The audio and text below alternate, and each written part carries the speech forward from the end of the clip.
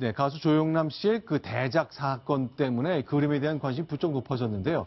오늘 검찰이 수사 발표를 했습니다.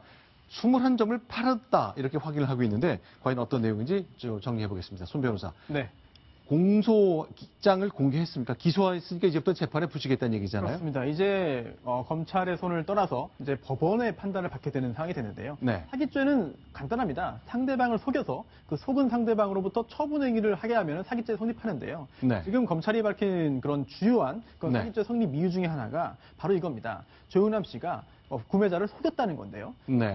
송기창 화백으로부터 10만 원을 주고 산 그런 그림 원본에다가 네. 조영남 씨는 사실 경미한 덧칠 정도만 했다. 사실상 송기창 화백의 그림인데 네. 이거를 조영남 씨가 그림으로 속여서 팔았고 또한 그 가격도 호당 우편엽서 하나 크기 정도의 30에서 50만 원 정도에 팔았거든요. 네. 그래서 21점이 판매가 됐고 총 그로 인한 이익액이 1억 8천만 원이다라고 기소했습니다. 이제 판단은 법원에서 이제 하겠습니다. 네. 자, 지금 이제 오늘 검찰이 수사 발표를 한 거 보니까 대부분 송기창 화백, 대작 화가가 2명이었더군요. 그렇습니다. 그렇죠? 2명이 주로 그렸고요. 검찰에서 지적하는 부분이 몇 가지가 있습니다. 자, 이렇게 그렸다고 하는데 과연 이것이 대작이냐 아니면 조수가 도와준 보조 인력을 도움받은 그런 내 작품이냐 어떻게 판단하실 수 있겠느냐라는 게 검찰이 오늘 그 세상을 향해서 던진 내용도 있습니다. 네. 그림을 한번 살펴볼 필요가 있습니다. 네.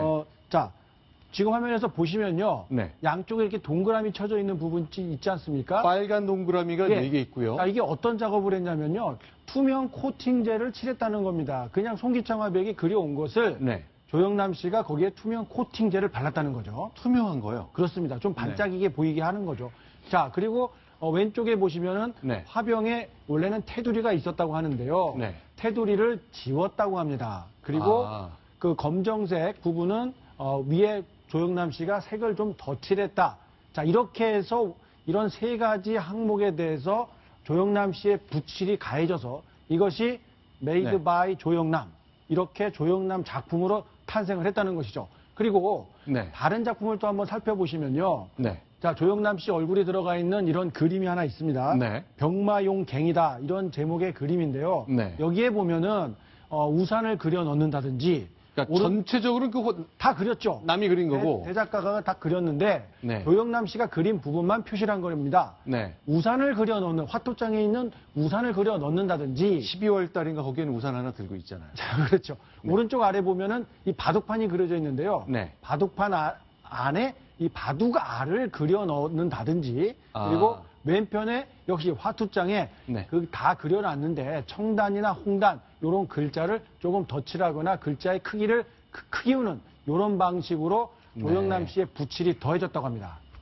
자, 그러니까 결국 본질적인 그 미적 기능을 더 더했다기보다는 약간의 좀 손을 댄 것 정도인데 어쨌건 실제로 남이 그린 것, 거기에 조영남 씨가 더한 것 이렇게 수사 발표가 될 정도라면 본인도 인정을 했다는 얘기로 봐야 되는 겁니까? 검찰에서 그렇게 네. 인정을 한 것으로 추정이 되고 있고요. 검찰에서 오늘 이야기한 것 중에 또 하나 중요한 대목이 하나 있습니다. 네. 이 조수, 그러니까 보조 인력을 써서 그렸기 때문에 내 작품이다라고 하려면은 네. 최소한 물리적 거리가 가까워야 한다. 그러니까 조수가 와서 내 작품 그 작업장에서 그려야지 네. 그게 조수지. 네. 내 그림을 저쪽에다가 멀리 속초에 있는 데다가 사람이나 우편을 통해서 보낸 다음에 네. 거기서 다 그려서 가지고 와서 내가 조금 덧칠을 했다?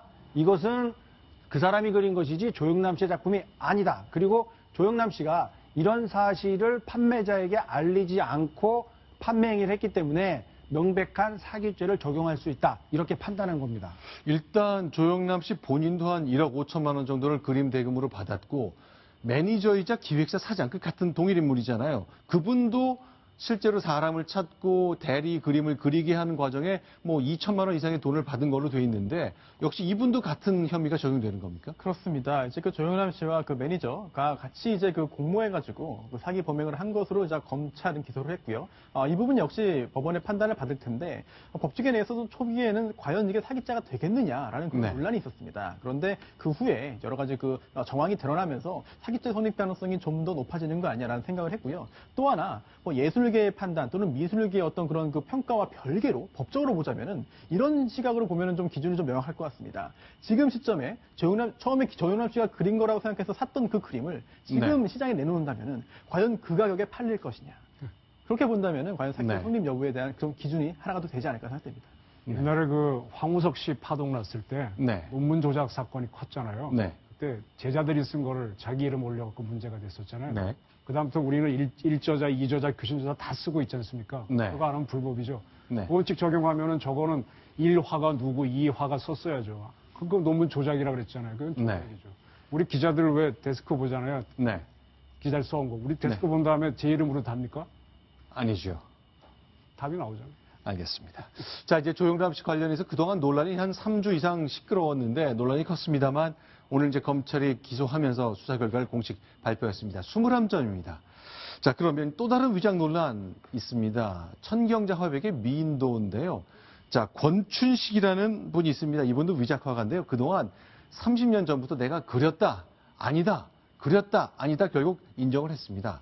근데 생각이 어떻게 바뀌었는지 그 얘기를 좀 들어봤으면 좋겠습니다. 내가 최종적으로 그린 게 맞다, 위작을 한 게 맞다고 얘기한 권춘식 씨. 오늘 아침 라디오 인터뷰 듣겠습니다.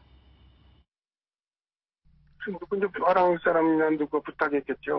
근데 보통 이제 뭐 선물용으로 쓴다고 그러죠. 뭐 많이 받지 않은 것 같아요. 뭐 한 2, 30만 원 자료를 보고서 이제 좀 약간 틀리게 해달라고 그런 것 같았어요. 달력 아니면 인쇄물이나 뭐 칼라로 된 건데 그런 거 자료를 갖고 온 것 같아요. 그냥 하여튼 90% 정도가 지난 것 같아요. 인쇄물이라도 이제 여기 이것저것 좀 따서 그리다 보면은 머리 부분이라든지 뭐 갈래머리라든지 그런 거 좀 변형했던 것 같고 머리 위에 무슨 뭐 어떤 화관 같은 거 있던 것 같은데 그건 생략했고요. 나비는 이제 뭐 다른 작품 따라 그린 것 같고. 자, 결국 인정을 다 했습니다만 일단 미인도 그림을 보면서 이분이 이제 70년대 말에 그려진 이 그림 가지고 뭐 계속 진술이 바뀌어왔던 거죠. 진술이 바뀌어왔던 거죠. 20년 넘을 동안 계속해서 이게 논란이 가라앉지 않는 게 진술이 오락가락했는데 네. 더군다나 천경자 화백은 내 그림 아니다라고 했는데 국립현대미술관은 진품이다라고 고집을 꺾지 않았거든요. 그런데 네. 어쨌든 최종적으로는 위작 작가가 내가 그린 그림이다라고 밝혔기 때문에 이걸 그 기화로 해서 논란이 좀 잠재워졌으면 좋겠는데 조영남 씨 그림도 그렇고 천경자 화백의 미인도도 그렇고 누가 그렸다는 거에 혹해가지고 저 그림의 값어치를 제대로 못 본 채 과연 누가 그렸다 이런 그 이미지만 가지고 그림값을 매겨왔던 한국의 예술 안목이 어느 정도인가. 국립현대미술관도 반성을 해야 될 게 분명히 있을 겁니다. 만약에 정말 저게 정말 100% 가짜라면 국립현대미술관은 그저 천경자가 그린 그림 그런 이미지 하나 때문에 거액을 주고 진품이라고 우겼던 것밖에 안 되거든요. 네. 예술 작품을 알아보는 안목이 국립현대미술관에서도 없었다는 이야기가 되기 때문에 네. 물론 그런 이유 때문에 끝까지 우겼을 가능성도 있겠죠. 자, 그런데 이 비교를 해보겠습니다. 천경자 화백이 그린 것, 그리고 위작품인데, 눈, 코, 이 부위별로 이제 천경자 화백이 갖고 있는 자기의 화풍이랄까, 자기의 그 얼굴에 대한 이해가 있잖아요. 그 차이가 좀 있는데, 눈, 코, 입 다 설명이 좀 가능한 거죠. 이렇게 딱 보면 물론 네. 비슷하게 볼 수 있는 부분도 있죠. 전체적으로 보면 비슷하게 생겼죠. 네. 그런데 왼쪽을 보면은 뭔가 목선이라든지 이런 거를 좀 강조하려고 했었고 네. 입술의 색깔도 오른쪽 작품보다는 뭔가 포인트가 된다라고 싶을 만큼 두드러져 있습니다. 네. 목선과 눈의 전체적인 음영을 넣은 것을 보면 오른쪽 그림보다는 왼쪽 그림이 훨씬 더 그런 걸 강조했던 것으로 보이고 색상도 훨씬 더 화려하게 했던 걸로 보면은 인물에만 초점을 맞춘 게 아니라 어떤 전체적인 분위기를 맞추려고 했는데 오른쪽 그림은 분위기상으로 좀 더 어둡고 침체되어 있고 인물 중심보다는 어떻게 보면 저도 그림의 전문 아닙니다만 네. 네. 전체적으로 좀 떨어져 보인다 이런 느낌을 가질 수 있거든요. 자, 천경자 화백이 이제 생전에 이런 말씀을 했거든요. 나는 여인의 눈을 그릴 때, 눈을 좀 확대해서 보여줬으면 좋겠는데요. 자, 눈을 그릴 때 색을 칠하고 또 칠해서 이렇게 굳이 노란색 금빛을 칠하지 않아도 광택이 보일 정도까지 칠한다라고 설명을 했습니다만 반면에 이 그림을 두고는 너무 힘이 없어서 내 그림 같지가 않다고 설명한 적이 있거든요.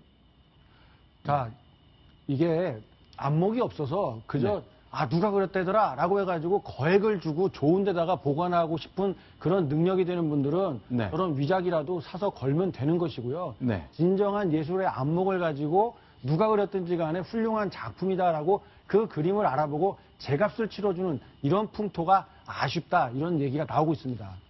자, 그럼 이제 권춘식 씨 얘기 좀 더 볼게요. 25년 동안 위작 논란이 있었는데, 아니, 그동안 이렇게 얘기했다가 위작이라고 했다가 아니라고 했다가 다시 돌아왔거든요. 그 이유도 물었습니다. 자, 위작을 한 사람 부인했을 땐 과연 어떤 이유였을까요? 들어보겠습니다. 아니, 저도 TV에 나온 거 직접 보니까 제가 생각했던 것보다 너무 자신이 좀 초라하고 자신이 좀 숨고 싶었고 좀 도망하고 싶었다 그럴까 뭐 그런 심리가 생기더라고요. 그래서 좀 피하고 싶고 그래서 좀 마음이 괴로웠습니다. 확신이 없었기 때문에.